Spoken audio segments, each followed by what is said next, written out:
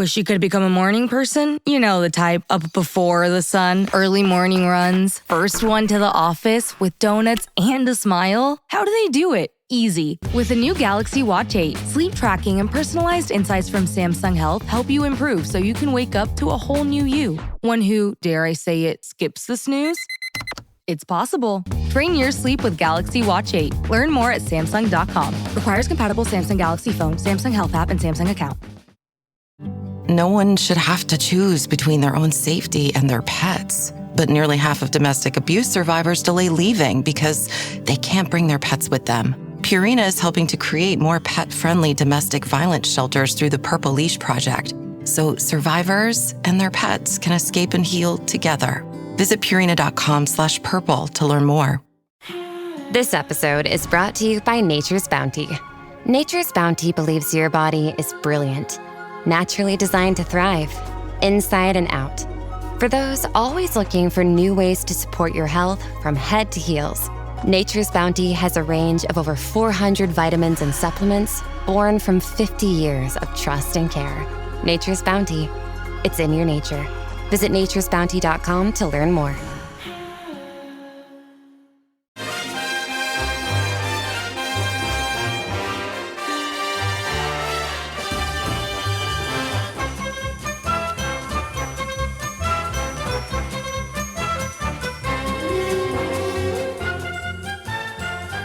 And welcome to Howard, the podcast. It's Gav, and I've been away for a few days, so thanks for joining us here on this lovely Sunday morning as we're here to do a bit of a news pod. Lots to catch up on, as this has been a bit of a week for Sunderland. No game, but stuff still going on, as is usually the case with Sunderland AFC. There's always stuff going on. Today I've got two lovely men with me today. First up, Sam Watson. Hello, mate.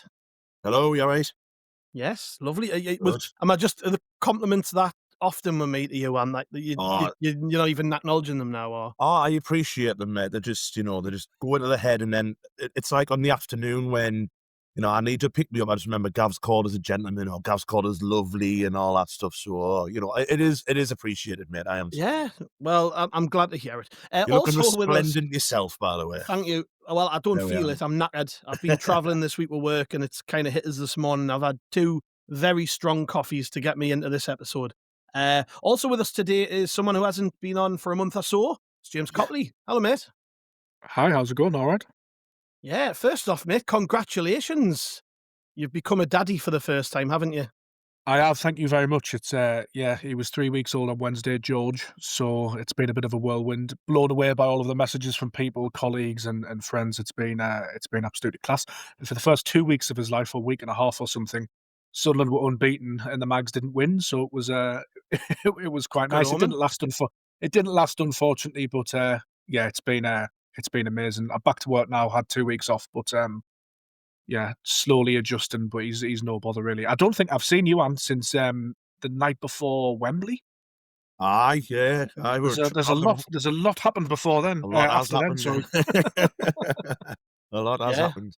So when you get his first season. When you get his first season ticket, then when is he at you've got to be at the Wolves game if he's that much of a good luck charm.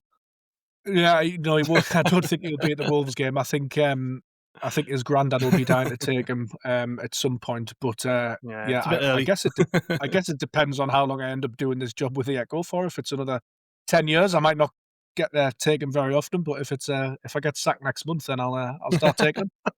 Is that to carry all your stuff, man? Yeah, I might actually. I might see if Oscar will let him in. He can be the assistant. We've jumped on today to talk about some of the news because the big story, I would say, over the last couple of days has been the one about Stuart Harvey obviously leaving the club as the head of player recruitment. And he's probably a name that most fans, James, aren't particularly familiar with. They might have heard it. They might not know that he's had such a massive impact over the last couple of years. He joined the club in League One. He leaves the club in the Premier League. And Stuart Harvey obviously has had a massive, massive impact on this squad that we've seen shaping up. Reggie Slabreese gets a lot of credit. Christian Speakman gets a lot of credit. The owner gets a lot of credit. But from what we hear, this is the man who does all the donkey work and goes all over the world watching players and stuff. So, I mean, firstly, what was your initial thoughts when you heard he was leaving?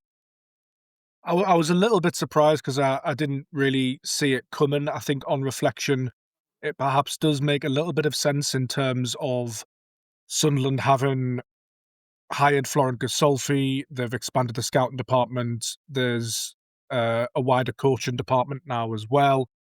So what that said about sort of Stuart Harvey's role and sort of the balance of power going forward, because you've got Christian Speakman still there as well. We know Kira Louis Drifts is quite important in transfers. My reading of it over the years, although he's sort of been around the world scouting players, that Stuart Harvey's expertise came in the domestic signings. So he had a hand in Dan Ballard, Trey Hume, important with like Roberts and Clark. And I don't think his influence on the club should be underestimated, really. I think he's just as important as somebody like Christian Speakman. It's mad, really. I was looking into it after the news had been announced, and it's nearly 5 years since he's been at the club, and that seems to have flown by. And I think his legacy is an important one because for a long time in the Championship and towards the back end of the Premier League days, and then in League One, when Sunderland fell through the divisions, the leadership at the club wasn't very stable, was it? And then Kira Louis Drifts has come in, and by and large, Stuart Harvey, Christian Speakman, other unsung heroes like the academy manager Robin Nichols, they've managed to implement a culture. They've expanded the scouting department. Stuart Harvey was able to bring his expertise from Burnley and Blackburn Rovers. And let's not forget as well, when Alex Neil decided to walk out on Sunderland and go to Stoke City, Stuart Harvey was very important in getting Tony Mowbray to the club as well, which, one of my favourite times supporting Sunderland was when Mogger was in charge. So I think he's not necessarily a name every fan will know. I know we're quite sad, aren't we? We live this day to day, and some people might be like, Stuart Harvey, I'm not even sure who he was, but that, I think, sort of sums him up. Very understated, in the background, getting the work done. And I think the net benefit to Sunderland from Stuart Harvey's been immeasurable. But, I mean, it is a little sad to see him go, and I suspect now it's probably linked to the arrival of Gasolfi in a sense that you can't have sort of too many head honchos, if that makes sense. We've already sort of got 2 sporting directors now in effect, which provides a lot of benefits. But I do wonder, although I haven't heard anything concrete, whether that sort of resulted in Stuart Harvey pursuing opportunities elsewhere. I mean, the statement was very nice, wasn't it? He was thanked. Yeah. And I think whoever gets Stuart Harvey, I mean, a Championship club or even like a Premier League club, they're getting a man who really, really knows his stuff and can take you to the next level. I was thinking even going back to a club like Blackburn or Middlesbrough or somewhere like that, where he could be the main guy, similarly to what Christian Speakman came and did with us from Birmingham City, after that experience. I think he could be a real one for the future in terms of sport and directorship. Yeah, it's again, as James just said there, and we're sad, so we know who these people are, and we've heard their names. He was described to us when Tom White was on the pod last week as the hardest working man in football, which I think says a lot, because we've seen, whilst we haven't really heard much from him, you would occasionally see photos of him at games in Costa Rica and Paraguay, and traveling all over the place to watch games of football to recruit and spot potential talent and stuff. We'll get into maybe some of the reasons why he might have left in a minute, but I think it's, regardless of why it's happened and what's going to happen from this point, I just think it's disappointing and sad when somebody moves on who's clearly been a big figure at the club. Yeah, especially obviously as it's a lad who's came in when we were in League One, and we all know them horrible days of what we had there, and then obviously seeing us go all the way up to the Premier League. I think that's the saddest thing, because it is going to happen with a lot of backroom staff as well as players as well, isn't it? Like the day when Luke O'Nien eventually leaves us, we're all going to be mourning, aren't we? Oh, don't talk about that. Don't. You know what I mean? It's like waiting for your dog to die. I don't want that to happen. It's awful. Yeah. But I mean, I think just to echo what Jim said, I think we need to place our massive thanks to Stuart Harvey for what he's done here. The man's, racked up the air miles, left, right, and centre, going to exotic places to watch football games. I'm sure some of the like hotels. An awful job, doesn't it? But bless him. Like I say, he's been great for us, and we mentioned unsung heroes a lot, and I think that's probably what it is when a lot of the fans who are like dipping in and out, they're like, oh, it's Christian Speakman's this, that, and the other. who we all say has done a fantastic job, which he has. But Stuart Harvey, who was going out doing all the graft, all the donkey work, and this, that, and the other thing, to get these players in, a tremendous work. And again, bringing Tony Mowbray in, that was a great move at the time, wasn't it, to stabilise us in the Championship, and it nearly resulted in a promotion. So fair play to him. I hope wherever he goes, he's successful. I'm sure he will be. It is a loss to us, but I think it's just the club evolving, Gav. I think that's just the overriding thought I've got of it. Sadness, but excited for the future as well. Yeah, Christian Speakman actually, as James mentioned, some nice parting words from him. He said, Stuart has made a significant contribution to Sunderland AFC throughout his time at the club. His professionalism, expertise and dedication have been evident throughout, and he has played a key part in our progress in recent years. He worked tirelessly throughout the summer to ensure continuity and consistency in our recruitment processes, and he leaves with our gratitude and best wishes for the future. Stuart will always be welcome back at the Stadium of Light. So nice words. I do, if the cynic is thinking there's no words there from Stuart Harvey, it would be nice to hear from him, wouldn't it? Because they called it a mutual decision. So, it would have been nice for him to have a couple of lines in the statement just to say, I've really enjoyed my time or whatever it is. There have been some murmurings from what I've heard, and I don't want to pin this and say it's definite, but, allegedly, I have heard some murmurings that his involvement, and this is natural to assume because Gasolfi's came in, right? But his involvement has diminished slightly at the football club over the summer and into the new season. I did actually hear a couple of weeks ago that this would probably be on the cards, that he would be leaving. Didn't think it would be quite this soon. But I was walking the dogs this morning. I was thinking about today's pod and what we were going to talk about and stuff. And I almost think this is just part of the way things are now, like in all areas of the club. There is a degree of ruthlessness when it comes to how we bring people in, how we let people go. I think, we've seen it with Pedro Ribeiro, James, over the summer. He was allowed to move on, and they brought in other coaches to replace him. Similarly, we didn't stand in Mike Dodds' way when the Wickham job came up. Kind of just went, off you go, In terms of playing staff, we've seen it where we've just gone out and signed practically an entirely new team, and a lot of those players who got us promoted have moved along. So it's almost just the club's way now, isn't it? You might have done a brilliant job for us, but the football club has to keep motoring on. And I mentioned something on when we recorded with Dom Shaw the other day about a meeting which we had with David Bruce during the week in Florence Gasolfi. And he said something really poignant, which was about the club in the past kind of just being stuck in the mud and not really being proactive. And he said, we can't be like that anymore. We've got to be fast. We've got to be on the front foot.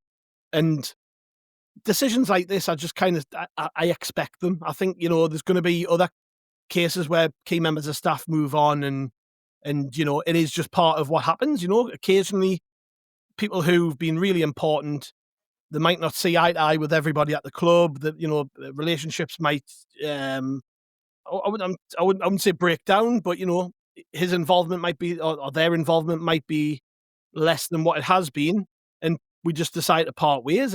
It's as simple as that, I guess. Yeah, I think so. I think what we've seen over the summer is that Kieran Lewis clearly has a very strong vision for what this club should be, what he wants it to be. Premier League status has sort of solidified that and expanded that and speeded it up. And I don't think there's anything wrong actually with turning around to a guy after 5 years and saying, God, you've done your job and you've done it really well. That's exactly what I had in mind for you. Thank you. But I'd actually like to take it in this direction now. And Florent Gasolfi's here now, and perhaps your role's going to be diminished a little bit, or it's going to change. And perhaps Stuart Harvey's turned around. Again, I'm just speculating here and said, well, actually, I'm happy to leave it then in terms of my role changing or whatever. I can see that the club's evolving. We shake hands, no hard feelings, and it's benefited everybody, hasn't it? I mean, the club's benefited. Stuart Harvey's certainly benefited. I don't think you'd speak to a Sunderland fan who would have anything bad to say about him. And I think as well in football, there are a lot of egos flying around, and you mentioned that there was no words from Harvey in his exit statement. And I sort of think that's just typical of the man in the role that he's played, hasn't he? He's very much been the engine room in the background. it hasn't been for clout or anything like that. He's not wanted to be at the forefront.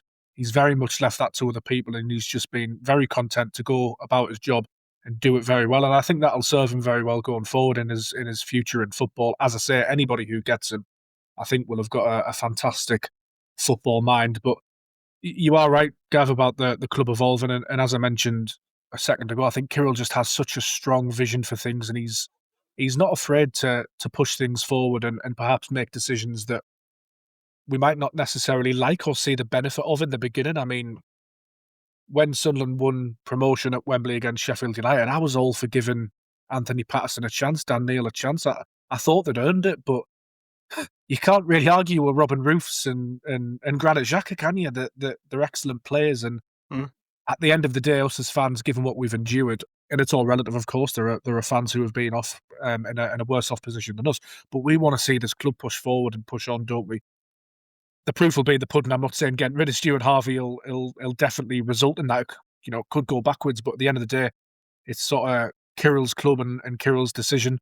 Gasolfi seems to have done a decent job so far from what I hear. Speakman continues to do really good. So I think it's one of those where we have to sort of see how it plays out. But if this has been on the cards for a while and Gasolfi and Speakman have been the ones driving recruitment more so than Harvey, then they've done a reasonable job thus far, I would suggest, in the Premier League, heading into the second international break. What is it? 11 points from 7 games. I mean, that is beyond most of our expectations this season, isn't it? Yeah. Well, the way it was kind of put in me, Ant, was that, you know, Kirill has a very tight circle. And if you find yourself outside of that circle, you know, it's made very obvious that you're outside of that circle. That's the way I was kind of, it was positioned to me. So I think Stuart Harvey knew this was coming, and hence the statement saying it was a mutual partner ways and all these other things. But what I did hear was that Noah Sadiki and Ronaldo were very much his signings. So not a bad parting gift from Stuart Harvey, I guess, for them to be the last couple of signings that he made at Sunderland. And James mentioned before, you know, Trey Hume, Dan Ballard, very much his signings. You look back at basically anybody who's part of the squad now that we signed when we were in the Championship or League One, he will have had some level of involvement. You know, Eliza Mayenda, what a find he was. Like, you know, from the French second division, playing for Sochaux, a club in financial ruin, Sunderland take full advantage and pluck the best young talent from them, you know. Things like that. You've got to say hats off to Stuart Harvey for sourcing these players. That said, it hasn't all been great, you know. We've still got a bunch of dross hanging about the club at the minute with, you know, sad to say, Timothy Pembele, Abdullah Bar, Jan Paveda, Joe Anderson, Jay Matete. I remember when we signed Jay Matete, I was told that Stuart Harvey thought that he and Dan Neil would be the best pairing in the Championship. And that was when we were in League One. We signed them and we were like, they would be the best pairing in the AFL. It didn't work out. Not every signing does work out. But there is that as well, Ant, right? They're going to be looking, if you look at the scope of it, there have been some very good signings, but they haven't all worked out. I don't know how much that's come into it, but it's worth noting anyways. Yeah, you're right. And I think sometimes because because the successes have been such a success, you know what I mean by that? You know, the likes of Hume and Ballard were plucked from, like, you know, obviously Hume was plucked from Ireland, you know, and came over and has been outstanding since he signed. Ballard was Arsenal and wasn't getting much of a game, didn't look good for him, and he's turned into a colossus for us. The fact that they've looked so good has kind of papered over those cracks, hasn't it? Where the ones who haven't quite done it, I mean, you go back to the likes of Lahadji as well in League One, who came, he's a superstar and never played. You know what I mean? So hey, we made money on him though. We did, which is fair, which is great. But it's obviously when you look at, you know, the going forward, you know, Christian Speakman's going to be doing a lot of the, you know, the in-house stuff, as in, you know, signing from Britain and this and the other, and, you know, Gasolfi's going to be doing the foreign signs, which is fair enough.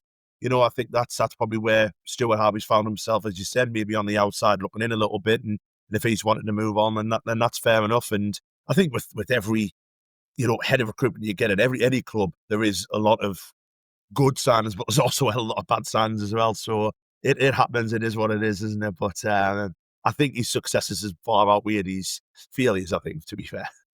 Yeah, I wonder what his next step is, James. You mentioned before, you know, he's not going to be not going to be short of offers, is he? I think there'll be...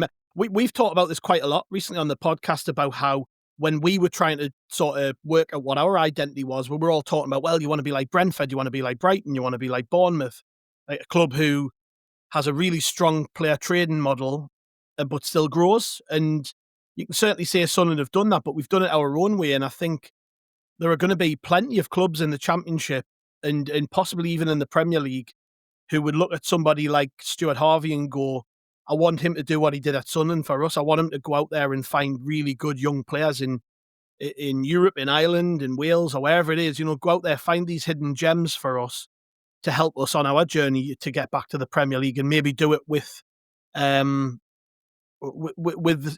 a similar style to Sunderland, that we didn't go out and spend a fortune while he was at the club. A lot of these signings that Stuart Harvey made were made for relatively small fees, and I think, like I say, there's going to be a host of clubs in the Championship who would look at that and go, yes, we want him. No, absolutely. I think it's probably the perfect time for him to sort of step up to that sport and directorship type of role. Obviously, he's been head of recruitment at Sunderland AFC, which is pretty close.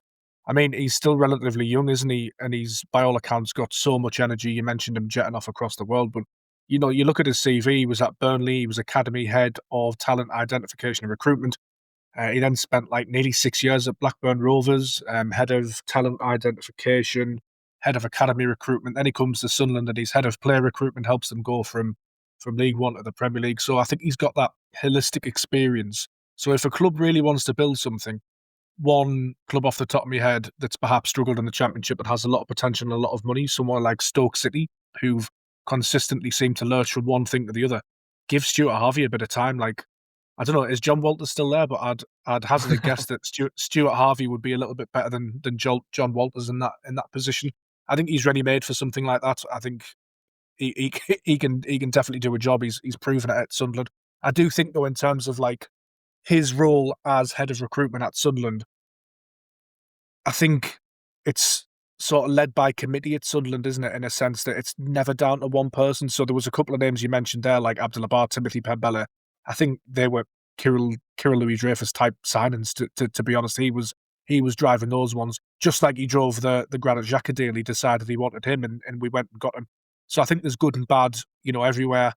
I think everybody will be trying to avoid responsibility for players like Hamir and stuff like that. But some of them will be driven by Christian Speakman. Some of them Kirill will have identified himself, and some of them Stuart Harvey will have been pushing for. You know, Lebris has had a big hand, hasn't he? Wilson Isidore, Enzo Lefebvre. I do think that's positive for a football club. I don't think it should just be down to one person. I do think there should be a bit of a committee. We've seen it work well. The best example of it working well would be at Liverpool, wouldn't it? Where you don't want too many chiefs, but I don't think you also want it to be down just to one person either, because I think that's when things can get really, really, really sticky at times. You don't want it to be, it's a balancing act. You don't want it to be too complicated, too many chiefs, not enough Indians, but you don't want it just down to one man either. And I think Sunderland have got that balance well. Whether this, you know, the hiring of Gasolfi just meant that there was one too many voices, and perhaps that's been part of the problem for Stuart Harvey. But certainly somewhere like Stoke, Middlesbrough, you know, a club that wants to build, get to the Premier League, utilise their academy, identify talent from places that you wouldn't necessarily think was there. I think Stuart Harvey would be a fantastic option. Finished training for the day? Time to fight post-workout fatigue with Core Power Protein Shakes. They're packed with 26 grams of high-quality protein to build muscle and electrolytes to help hydrate. The nutrition you need to help your body replenish, rebuild, and repair post-workout so you can power on to the next one. Champion your recovery with Core Power. Visit corepower.com to learn more. The family that vacations together stays together. At least, that was the plan. Except now, the Dastardly desk clerk is saying he can't confirm your connecting rooms. Wait, what? That's right, ma'am. You have rooms 201 and 709. No, we cannot be 5 floors away from our kids. The doors have double locks. They'll be fine. When you want connecting rooms confirmed before you arrive, it matters where you stay. Welcome to Hilton. I see your connecting rooms are already confirmed. Hilton, for the stay. This episode is brought to you by Indeed. When your computer breaks, you don't wait for it to magically start working again. You fix the problem So why wait to hire the people your company desperately needs? Use Indeed's sponsored jobs to hire top talent fast. And even better, you only pay for results. There's no need to wait. Speed up your hiring with a $75 sponsored job credit at Indeed.com/podcast. Terms and conditions apply. Yeah, what's the crack now then, Ant, do you think? Just business as usual for Sunderland? We just keep moving forward, you know? As I mentioned, we've already got people in place, haven't we, who look after that side of things as we lead into January. So, Yeah. you know, is it just business as usual for Sunderland, or do you think there will be an impact felt with him leaving? It's been business as usual with everyone who's left in the summer, though, hasn't it? You know, like even on the player side, and as you said, with Rubiero left as well. It has been that business as usual. You mentioned it before, Gav. It's ruthlessness, isn't it? The fact that, you know, these lads who have come in and like I said, on and off the pitch, who've come in, done a job, got us to the Premier League, and we've seen that. Thank you very much, but we need to move on to the next level. And I do like that from the club. I must admit, as much as it's hard and it hurts and stuff like that, it's a sign that this club's not willing to, you know, kind of settle just to be in the Premier League. They want to be a force. They want to be, in 3 or 4 years' time, challenging for Europe, challenging for cups and everything like that. And if that means that we have to let players go, let staff go, then that's what it is. You know what I mean? And I think that as much as, like I say, as much as it is sad, as much as like we're saying, you know, he's done a cracking job and very pleased with what he's done and wish him all the best. And as James said before, I don't think anyone will have a bad word said about him. But the fact is, we want to be better than where we are now. So it's crack on, isn't it? You know, it is all focus on Wolves next week, and then on the outside as well, players that we're going to be getting in January. It literally will be. Thank you, but we need to move on. Yeah, I did chuck it out there on Twitter and ask people what they thought about it. SJT Tenchi lad, he says, just like any progressive organisation, executives and directors move on frequently, either driven by decisions via the CEO and board or their own decision to explore new opportunities. Time will tell if it's the right decision, but we are now operating in a new world, so change is expected. That's pretty much what we said before. You know, these things happen. People are going to leave, whether it's playing staff, whether it's coaches, whether it's people like Stuart Harvey. You know, people are always going to leave, and it's about you know, they're just a cog in the machine, right? And it has to keep turning. Somebody leaves, you take it out, you put a new one in place. That's kind of the way it is. And then it goes back to the, you know, when we said it's not great if one person's responsible for everything, because what tends to happen at clubs where that's the case is you replace one member of staff and everything falls to bits, as you're seeing at Nottingham Forest at the minute, you know, with, you know, you had Nuno with so much control over everything. They take him out the way, they put someone else in place, you know, squad built for a completely different style of player manager. Or you end up with a Roberto Di Fanti. Yeah, all that. Yeah, exactly. But Gav, you mentioned Forest there, and you look at Forest, this is their like 4th season in the Premier League. And you said that they had their owner walking onto the pitch to confront Nuno last season. That's never going to happen here. You know, it's so much more professional. You know what I mean? You're not going to get Christian Speakman or Kevin Dreyfus run onto the pitch and confront Regis Debris. You know what I mean? So it just goes to show, like, even though we are new here, that we've got a hell of a professional organisation behind us. Would make for a good podcast if they did do something like that. It would be. There wouldn't. I think there'd be a queue for people trying to get on. John Kerr says, I think it's a shame after all the good work he's done. Maybe he felt a bit sidelined by Gasolfi coming in with his extensive contacts and prefers to be the main man on recruitment. Leaves with his head held high though, and with us exponentially stronger than when he arrived. Yep, yeah, well said. Andy Sunderlandy, he says, it's a shame to see a few fans not really care. It shows how much of an unsung hero he was from League One to the Premier League. I really hope it's because we've outgrown him rather than getting poached. I hope he has success in the future as long as it doesn't harm us. I would say, you know, if it was a case of him getting poached, the club wouldn't agree to let him leave. I would imagine they'd hold out for a little bit of compensation or something maybe. But yeah, I think he's going to probably walk straight into a good job. So that's the main thing there. Paul Thomas says it's a bit of a worry as he appears to have done well overall. There must be a plan in place though. Wasn't sure on the Paveda signing, even though it was a free. I remember he met the player on one of the club videos. Yeah, well, you know, you'll have been involved in most of those decisions, you would imagine. And Billy will end on this one, says, makes you wonder how much of a part he actually played in the summer recruitment. The job's maybe outgrown him now. We are signing high-end internationals. I think that's a fair point, you know. Yeah. You see where Gasolfi's came from in terms of doing this job for Roma and opting to leave Roma. He wasn't kicked out of Roma. Gasolfi wanted to come to Sunderland, you know, had offers apparently from Newcastle, from Juventus. So, you know, obviously was given some sort of promise over the control he had. Stuart Harvey came from, as you said before, James, Burnley, Blackburn, and then came into Sunderland League One in a market he was pretty comfortable in. You know, if you think about some of the signings we made when we got promoted from League One, he was bringing in players from the Championship. You know, we signed some strong players from the level above that he'll have had a hand in. It was a market he knew. Does he know the market we're operating in now? Is that a reasonable thing to say? I would actually say that's pretty fair. You know, he's it's like anything. You know, it's like bringing players up from League One and expect them to be able to play in the Premier League, and they're not all going to be able to do it. And it's just the way it is. Right, we'll move on slightly to a couple of other little things before we go. It won't have escaped your attention, James, that half the squad seems to have scored on international duty over the last couple of days. I think it started out with Ronaldo scoring a header for his country, and then Granit Xhaka got a penalty for Switzerland. Hell of a penalty, by the way. I think there's our next penalty taker.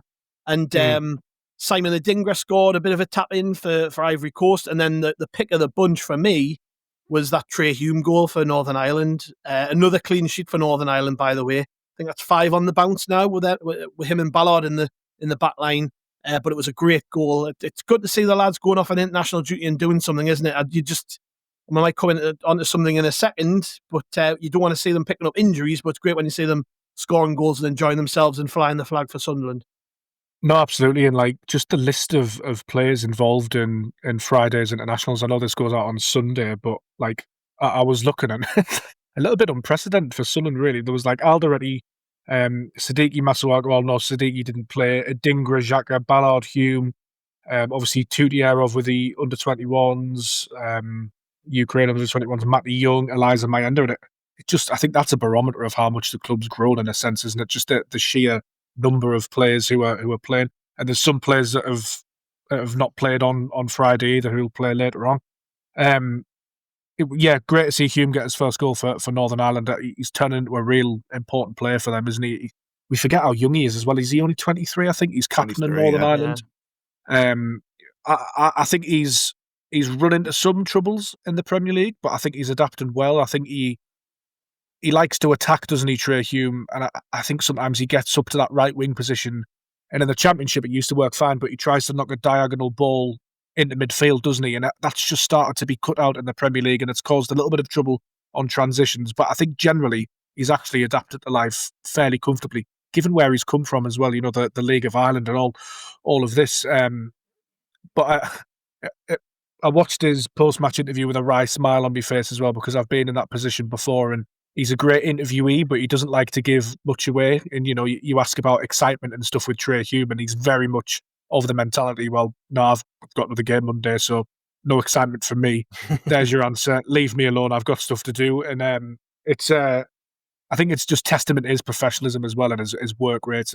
You know, not for a long time have we seen a player come along and really embody what it means to play for Sunderland. Luke O'Nine's probably another one, but it feels like if you were to design Sunderland's perfect right back in the Premier League era, in the Championship and League One as well, it would be Trey Hume in terms of his tough tackling. He carries on in the mould from other tough tackling Sunderland left backs, and his exploits at Wembley and that tackle on Barrett Diaz, that'll go down in folklore. So but on a wider point, generally, it's nice to see so many internationals. Hopefully the Sadiki injury isn't too bad. Haven't really heard much about it. It's very hard to get information out of international camps. So, fingers massively crossed that he's going to be okay, because I've really enjoyed his start to his Sunderland career. I think he's very, very busy is an understatement, isn't it? He's a workhorse, and he's got a bit of quality as well. So here's hoping that's okay. Yeah, I did see that and worry a bit, Ant, that Noah Sadiki had missed out on the matchday squad for DR Congo in their game against Togo. Arthur Masuaku played the full game, but obviously Noah Sadiki wasn't part of the squad. He was pictured walking into the ground, And the only line I have seen out of it is that he had a minor issue. So let's just hope it's exactly that, and he's absolutely fine to play at the weekend, because I think I said this the other day, we can ill afford to lose him. He's just so important. No. We don't have another player who does what he does. So, let's just hope it was a case of them maybe taking a couple of precautions. Maybe Sunderland have asked them not to play him 90 minutes over both games, knowing how young he is. And, it's a bit different for Arthur Masuaku. He's not played as much football. He doesn't do as much running. Whereas with Noah Sadiki, he's a lot younger. We just need him to be looked after a little bit. And we've actually forged some good relationships with international managers, haven't we, over the last few years? We've seen it before with other players where they've kind of been held off just to benefit us. I think I remember Ballard and Hume possibly missing out on a couple of games for Northern Ireland last season because the club had asked them to do us a favour. So let's just hope it's that, right? Oh, definitely. And I think, again, not really wanting to be too optimistic or, kind of putting something, had it been a serious injury, I think he'd have been on the plane home. I think we'd have been looking at him, Our physios would probably be looking at him and, send him for a scan or this, that, and the other. I think if they're seeing it's a minor issue, it's probably just a tweak or something like that. He's walked into the stadium, this, that, and the other. I think it's probably just a tweak or whatever. So, but we can ill afford to lose, especially with DR being injured. DR being out for a little while.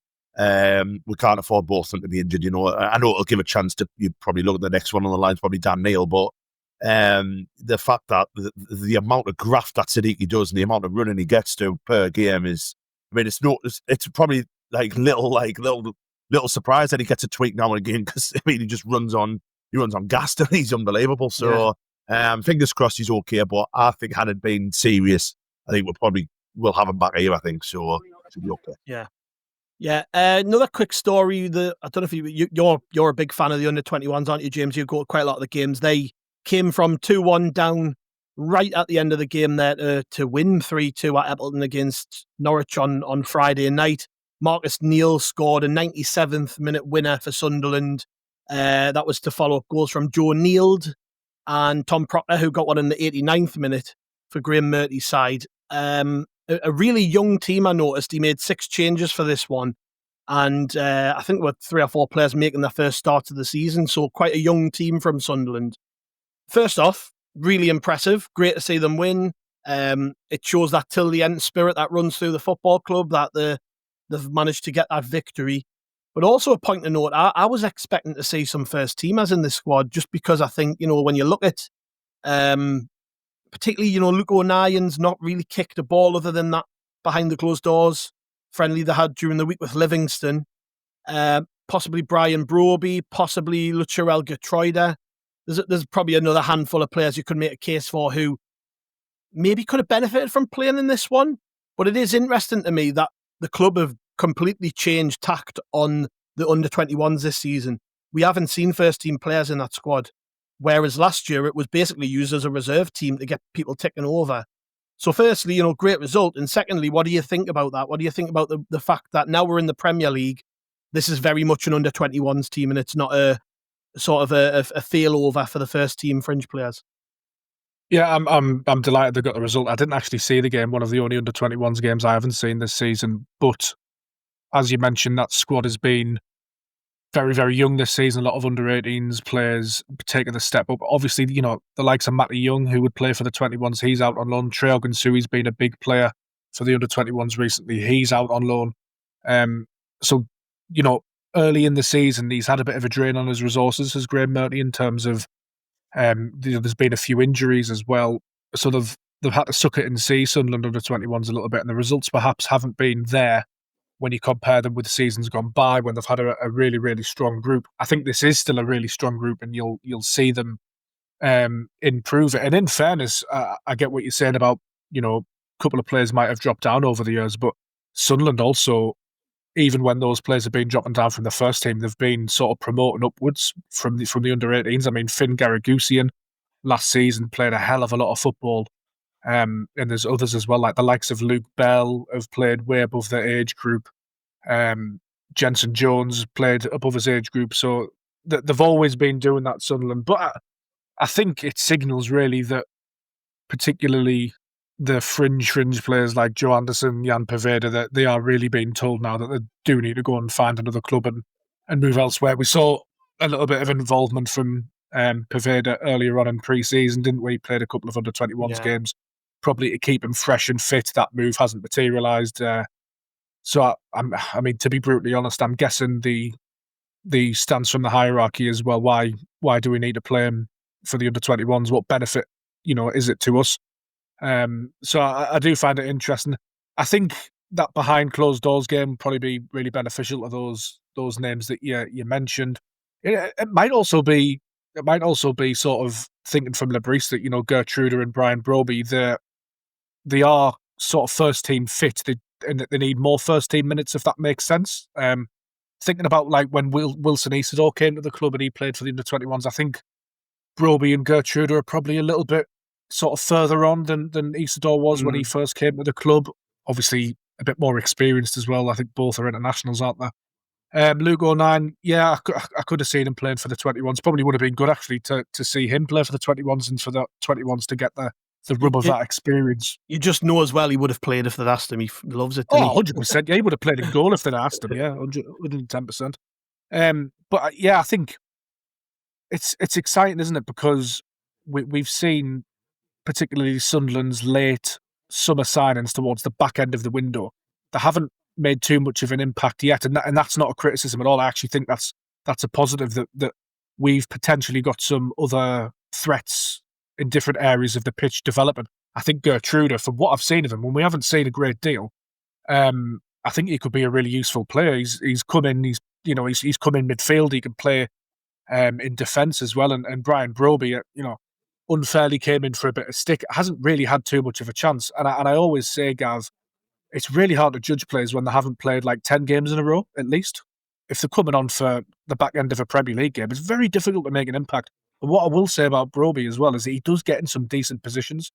So I'm interested to see that, how those two particularly develop, and I'm very interested to see how Luke O'Nien does in the Premier League if he's ever afforded a big opportunity, which you imagine he would be at some point, whether it's off the bench. So I think it's good. I'm excited to see Alessi come back as well. Because I think the more sort of options Lebris has in his squad, the more robust of a squad he has. I think it's very, very important. Yeah, it is interesting, isn't it? And that things seem to have changed. Joe Anderson did play a game the other day. Paveda's had the odd kick here and there, but it does seem to be, to me, it's not seen in the same light as it maybe was last year. And I suppose you've got to, you kind of do have to change tack, because we brought in so much quality, and the club has stepped up to the Premier League. That in, like, when we were in League One, the best under-21s players were all playing for the first team. Now they're not going to get them chances, so it's almost a reset of a mindset of like, okay, this is now back to being a development squad, because they're playing those games, don't they, against National League teams. I think we've got one a month. I think we got battered in the one a few weeks ago, but they've got these games against the National League teams. There's the Premier League International Cup, I think, as well this season. So it is very different, but still, I'm just looking at how I would have liked to have seen Luke O'Nien get a game, and just a couple of others maybe, just to make sure they're okay for the weekend, because you never know. Some of these lads might come back from international duty, and we might not be able to rely on them for next weekend. But at the same time, I do have to say, I completely trust Reggie Lebris' judgment on these things. He knows what he's doing, doesn't he?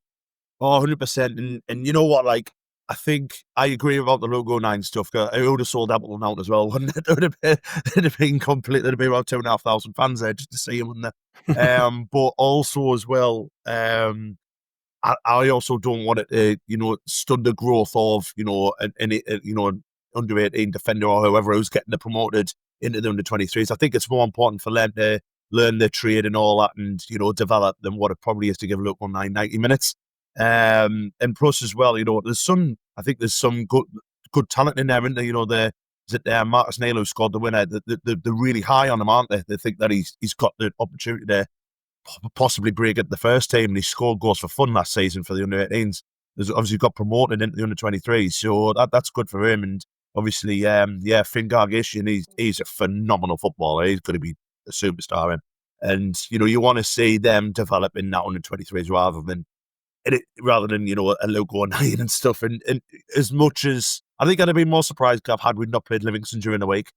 The fact that they've all got their game of football against it, a strong level opposition, I think it's probably fair enough. And also as well, I'm really glad they're not using it just to put recycled players, as your Abdullah Bars and all that in there. I'd rather see these young'uns, develop than players who are going to leave in January play. So it's fair enough. Yeah. Yeah. And very quickly before we go, because I did say I would plug it, there is a talk in on Thursday at the Stadium of Light. Gary Bennett will be leading the way, joined by Jermaine Defoe, Adji Elise and Howard Gale in Quinsbar. It's £25 a ticket. You can head to tickets.safc.com and check that out if you want to get yourself along. It'll be a great night, I'm sure. So yeah, make sure. And Jermaine Defoe coming back to the Stadium of Light, obviously, for this as well. So a big headline guest on that one. Frankie Francis will be leading the way with the hosting. Is Philly going to be in the car park? I love Defoe, but let's hope he doesn't leave after 20 minutes. Yes, exactly. Yeah, I've noticed recently he's been kind of hawking himself about for jobs quite a bit, hasn't he? In coaching and things. I think he did that for the Sunderland job when it came, if you remember. Yeah. But yeah, I think you do a good job somewhere, Jermaine Defoe. Yeah, definitely. So yeah, head over to tickets.safc.com and check that out if you fancy moseying along to the Stadium of Light on Thursday night. I think it's in Quinsbar, and I was in there last week, and it's the first time I've been in since it all got done out. It's great in there now. So beautiful. Make sure they've done a really good job with it. That just leaves me to say thank you very much, Ant. It's been a pleasure, mate. Oh, thank you. Yes, and thanks once again, James, and hope you're getting plenty of sleep. Aye, cheers for having us. I'll try and catch up on some now, I think. Yeah. Thanks to listeners. We will be back with another pod tomorrow. I think it's on this week tomorrow. And plenty more to come up until we get to that Wolves game next weekend. If you haven't already, look back on the feeds from this last week or so. We've got some cracking stuff out over the international break. There's been an interview with Gary Bennett. There's been an interview with Carl Winchester, which I thought was really good, which Chris did. There's been the top 10 Premier League games at the Stadium of Light, which was good fun listening to the lads disagree on almost everything on that one. Interviews with Dom Shaw. Plenty of stuff that we've done over the international break. So loads to keep you going as we ramp up to Wolves. It just leaves me to say thank you very much. I'll see you tomorrow.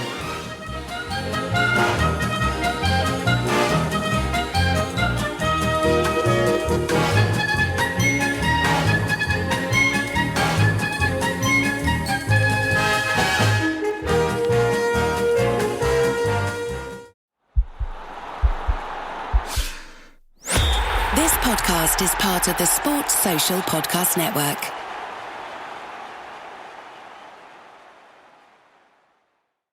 Find the biggest voices in sports on the Sports Social Podcast Network. Like the Fantasy Football Scout podcast. If you want to win at FPL and dominate your mini-leagues this season, then make sure you subscribe to the Fantasy Football Scout podcast. You'll get all the tips, stats, picks, and elite transfer knowledge from some of the very best in the game. Just search Fantasy Football Scout wherever you get your podcasts. Sports Social Podcast Network.